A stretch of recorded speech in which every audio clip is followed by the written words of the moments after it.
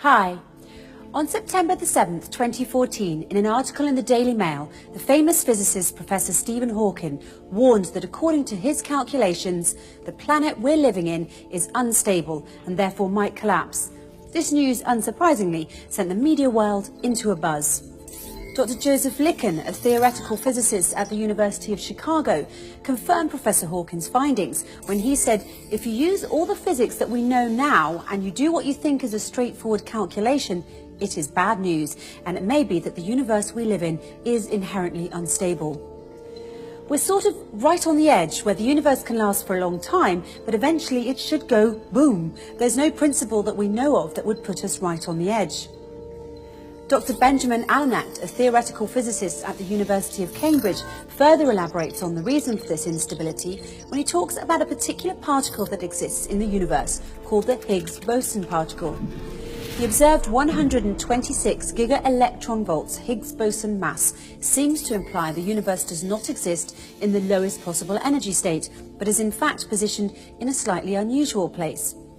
If the Higgs boson mass were really 127 giga-electron-volts and the top mass were a little lower than its most likely value, then actually the universe would be completely stable and the vacuum would be in the true minimum.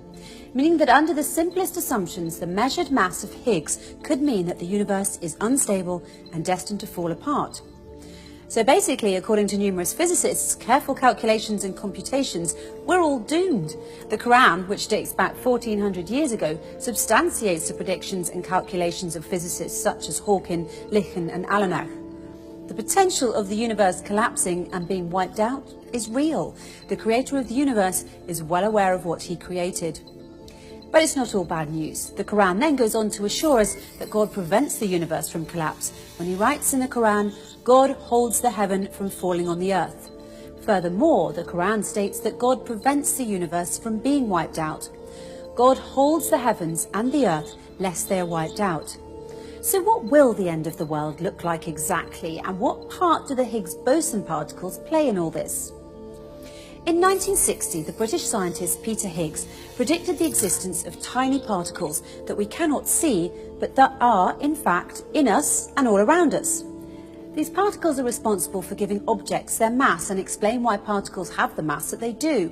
Without Higgs boson, you and I and everything we see around us would have no mass and therefore would not be able to exist. The other physicists at that time also agreed with Mr. Higgs that this particle exists, as he had sound calculations to prove his theory, and they called these subatomic particles Higgs particles, after Peter Higgs.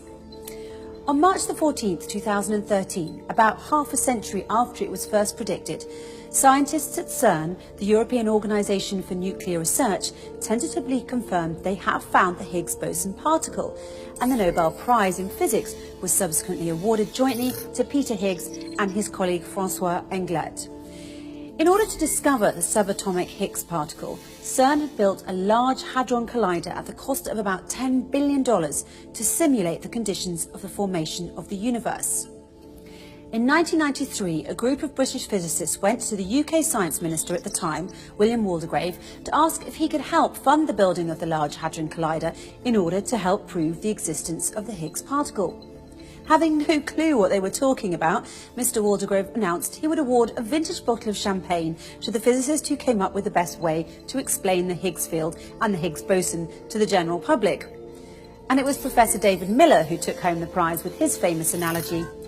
Imagine a cocktail party of political party workers who are uniformly distributed across the floor, all talking to their nearest neighbours. If the ex-Prime Minister Margaret Thatcher enters the room, many of the workers will run toward her and form a cluster around her. As she moves, other workers run toward her, while the ones she has left return to their places. Because of the knot of people running toward her forming a cluster and then returning back to their spots, she acquires mass. These clusters, which run towards Mrs. Thatcher and then disappear as they return back to their spots, are an analogy to Higgs bosons.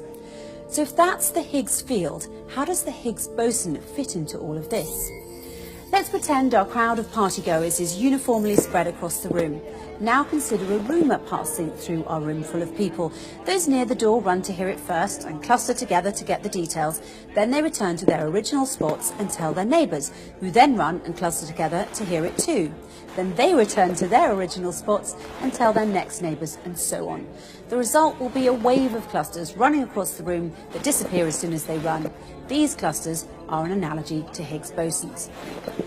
So to summarise, Higgs boson is an elusive subatomic particle that we can't see, but can see how it gives particles substance or mass. It's essentially what gives shape, size and mass to everything that exists. But the problem is that the Higgs particle that the LHC had found possesses a mass of approximately 126 giga-electron volts, and this has made physicists rather nervous because they believe it should be 127. According to physicists such as Stephen Hawking, JosephLichen and Benjamin Allenach, this discrepancy could very well mean the collapse of the universe and everything in it, including you and I, as everything will become massless. And they are not alone in their assertions. In fact, the Quran also swears that this will take place when the world ends, when it says, "It is the day when people will be like scattered moths, and the mountains shall be as loosened wool." People like moths and mountains like wool sounds like mass loss to me. But there's something else too. In chapter 81 of the Quran, a chapter where God describes in detail the events of the end of the world, there are two particular verses that are of great interest to us and what we've just learned. "So verily I, God, swear by clusters you can't see, as soon as they run, they disappear." That's the English translation, but the words used in the original Arabic are more nuanced than a translation can express. Three words in particular that are used in this verse are khunes and al-jawari al-kunes. Khunes refers to something invisible, and al-jawari means something that is running. Al-kunes refers to something that disappears and returns back to its original spot. So if you put the three words together, we're talking about invisible clusters that run and that disappear almost as soon as they appear. Almost as soon as they start running, they stop and disappear. So what are these clusters that the Quran is describing? They're none other than the infamous and elusive Higgs boson particles, which explains why the end of the universe will come about not due to volcanic activity, meteor showers, or an asteroid hitting the Earth, as NASA claims. The universe will end due to mass loss.